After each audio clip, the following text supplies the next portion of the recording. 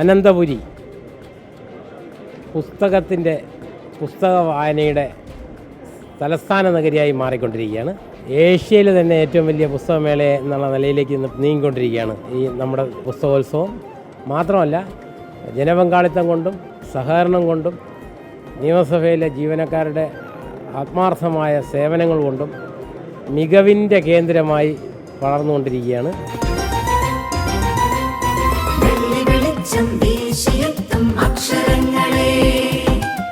മുൻ വർഷങ്ങളെ അപേക്ഷിച്ച് വളരെ വലിയ തോതിലുള്ള ജനപങ്കാളിത്തവും ജനപിന്തുണയും സഹകരണവും ഈ മേളയിൽ പ്രതിഫലിച്ച് കാണുന്നുണ്ട്. ഈ കലോത്സവം കഴിയുമ്പോൾ ഇനിയും കൂടുതൽ വിദ്യാർത്ഥി സമൂഹം ഇങ്ങോട്ടേക്ക് ഒഴുകിയെത്തും. പ്രസാധകരെല്ലാം തന്നെ വളരെ ആത്മാർത്ഥമായി ഇതിനോട് സഹകരിച്ച് വരുന്നുണ്ട്. എന്തായാലും ഇതൊരു മികച്ച ഒരു സംഗമം, കലയുടെയും സംസ്കാരത്തിൻ്റെയും വായനയുടെയും ഒരു പുതിയ ലോകം, പുതിയ ചക്രവാളം തുറക്കുകയാണ് ഈ മഹത്തായ മഹോത്സവത്തിലൂടെ.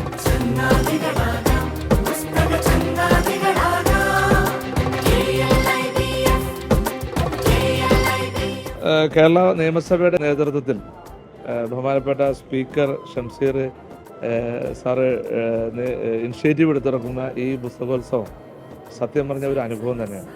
നമുക്ക് ഒത്തിരി നമ്മളെ ഏതൊക്കെ ചിന്തിക്കുന്ന രീതിയിലുള്ള പുസ്തകങ്ങൾ ഇന്നിവിടുന്ന് നമുക്ക് മേടിക്കാൻ സാധിക്കുകയാണ്. ഞങ്ങൾ MLA ഫണ്ടിൽ നിന്ന് ഇത്ര തുക അനുവദിച്ച് പുസ്തകം മേടിക്കാമെന്ന് പറഞ്ഞിട്ട് നമ്മളത് സ്കൂളുകളിലേക്കും ലൈബ്രറികളിലേക്കും കൊടുക്കാനുള്ള ഒരു സെലക്ഷന് വേണ്ടിയാണ് വന്നത്. എന്തായാലും വലിയ ഗുണം ചെയ്യും ഇത്. പുതിയ തലമുറക്കും പഴയ തലമുറക്കും എല്ലാവർക്കും ഒരുപോലെ ഗുണം ചെയ്യുന്ന ഒരു പുസ്തക മേളയായി ഇന്ന് ഈ പുസ്തകമേള മാറിയിരിക്കുകയാണ്. നല്ല പുസ്തകങ്ങൾ കണ്ടെത്തി മറ്റുള്ളവരിലേക്ക് എത്തിക്കുക എന്ന ദൗത്യമാണ് MLA എൻ്റെ ഉള്ളത്. എനിക്കും വായിക്കാൻ കഴിയുന്ന ബുക്കുകളൊക്കെ ഞാൻ സെലക്ട് ചെയ്യുന്നു. ഓരോ തവണ കഴിയുമ്പോഴേക്കും നിയമസഭാ പുസ്തകോത്സവം കേരളത്തിൻ്റെ സാംസ്കാരിക ജീവിതത്തിൻ്റെ തിളക്കമുള്ള ഒരു ഏടായി മാറിക്കൊണ്ടിരിക്കുകയാണ്.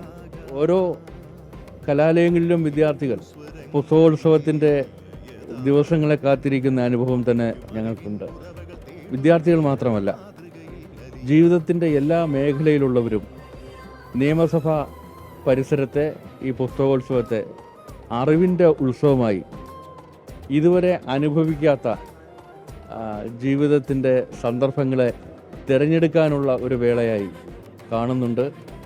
തീർച്ചയായും ഹൃദയത്തിൽ തൊടുന്ന ഒരു അനുഭവമായി ഈ പുസ്തകോത്സവം മാറുകയാണ്.